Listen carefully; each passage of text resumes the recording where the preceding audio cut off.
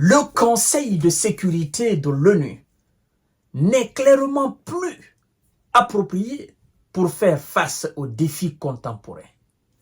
Monsieur Cyril Ramaphosa, l'un des puissants alliés de monsieur Vladimir Poutine et de monsieur Xi Jinping, l'un des éléments phares des BRICS, crache alors ces 4 morceaux à l'ONU. Monsieur Guterres est à ceux qui commandent monsieur Guterres, s'agissant de Washington, ou encore de Londres, ou de Paris, ou de Berlin. C'est à féliciter. Monsieur le Président, nous allons entrer dans les profondeurs, mesdames et messieurs. C'est l'avis exprimé par le président sud-africain, pour ceux qui ne le connaissent pas encore. Mais vous ne pouvez pas rester sans le connaître. C'est en Afrique du Sud, à Pretoria, qu'a eu lieu le dernier sommet des BRICS, pour ceux qui s'intéressent à cette organisation, qui constitue actuellement le contrepoids face au bloc ancien occidental et face à cette domination ancienne. Le bloc des BRICS qui se bat pour la création d'un monde multipolaire où chacun aura sa chance. Mais avant tout, laissez-moi vous livrer, mesdames et messieurs et mesdemoiselles, et je vous prie de partager la vidéo dans tous les groupes possibles, s'il vous plaît. Devant l'Assemblée générale, M. Cyril Ramaphosa dit ceci. Nous vivons dans un monde où les menaces et les risques pour la paix et la sécurité internationale sont multiformes, complexes et en constante évolution. Placer le sort de la sécurité mondiale entre les mains de quelques privilégiés, alors que c'est la grande majorité qui supporte le poids de ces menaces, est injuste, inéquitable et insoutenable, dit M.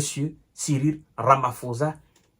Il ajoute, il a insisté sur le fait que la structure du Conseil de sécurité ne représente pas tous les pays et ne tient pas compte de la diversité des points de vue. À ce propos, le président sud-africain, membre de BRICS, puissant allié de Vladimir Poutine, continue en disant ceci.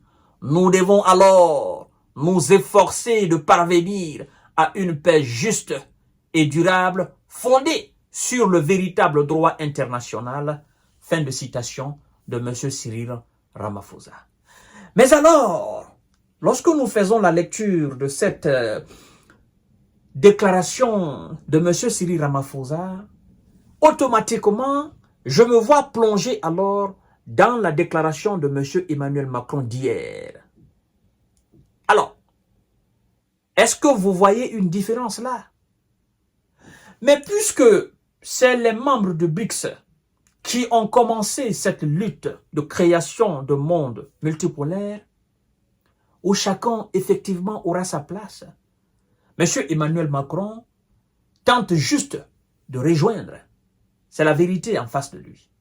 Mais cette fois-ci, c'est à l'Assemblée générale de l'ONU que M. Cyril Ramaphosa sort ces 2-3 phrases-là. Et donc, mesdames et messieurs, M.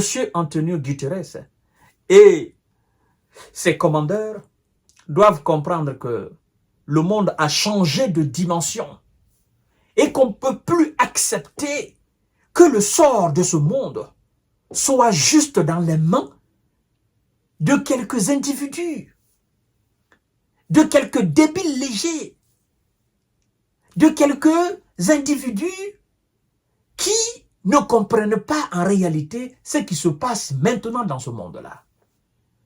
Emmanuel Macron a mentionné quelque chose hier en disant, au moment que nous mettions en place ce Conseil de sécurité, en fait, il y a des pays qui n'avaient pas cette dimension qu'ils ont aujourd'hui. Eh bien, écoutez, cette dimension n'est pas descendue du ciel. Cette dimension, vous l'avez vue naître, vous l'avez vue grandir, vous l'avez vue d'abord sur ses 4 pattes, vous l'avez vue se mettre alors sur ses 2 pieds, et vous l'avez vue grandir, vous l'avez vue prendre une forme, et vous l'avez vue effectivement mûrir. Et vous avez l'ignoré. Vous l'avez ignoré. Ce monde qui est en train de se peupler et qui est déjà peuplé. Ces pays qui se peuplent chaque jour que Dieu fait. Ces pays qui prennent une proportion maintenant qui vous dépasse et dont vous ne pouvez pas contrôler. Vous avez vu ces pays-là. Mais vous avez pensé que vous aurez toujours des stratégies pour contrôler ce monde. Et dorénavant, mesdames et messieurs, vous savez ce qu'on va assister là. S'il vous plaît, partagez la vidéo dans tous les groupes possibles. Vous savez ce qu'on va assister là. En fait, c'est l'heure pour le monde. Quand je parle du monde, je parle du véritable monde. Je ne parle pas de ceux qui croient encore être dans ce cercle où plus rien ne peut les atteindre. Je ne parle pas de cela. Je parle du véritable monde. C'est l'heure où ce véritable monde va en réalité créer, n'est-ce pas, sa véritable institution capable de le gouverner. C'est-à-dire, en dehors ou parallèlement même de ce que nous connaissons aujourd'hui, de cette forme des Nations Unies que nous connaissons aujourd'hui, mais si M. Antonio Guterres et ses commandeurs ne comprennent pas la signification de ces messages, en fait, qu'est-ce qui va se passer? Nous aurons deux assemblées générales. Nous aurons deux formes, n'est-ce pas, de l'ONU. Deux formes des Nations Unies. Vous comprenez? Nations Unies du bloc occidental et Nations Unies alors du véritable monde. Et ce véritable monde, là, vous savez, c'est, ils font, disons les 75% des pays du monde. Parce que, en fait, le bloc occidental, c'est combien de pays? C'est combien de pays? Ils font pas le poids face au reste du monde. Et ce reste du monde va alors se dire, mais écoutez, nous avons essayé ça pendant des années, ça n'a pas marché. Nous sommes restés toujours sous leur domination.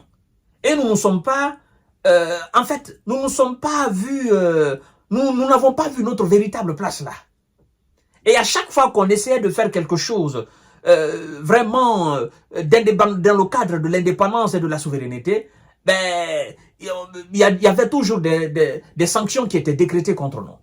Et donc, il faudrait maintenant qu'on sorte de cette assemblée et qu'on voie de ce côté si on peut mettre une véritable assemblée, c'est-à-dire si on peut mettre une véritable organisation en place que nous allons appeler les Nations Unies. C'est-à-dire ça sera les véritables Nations Unies, où chacun aura sa place.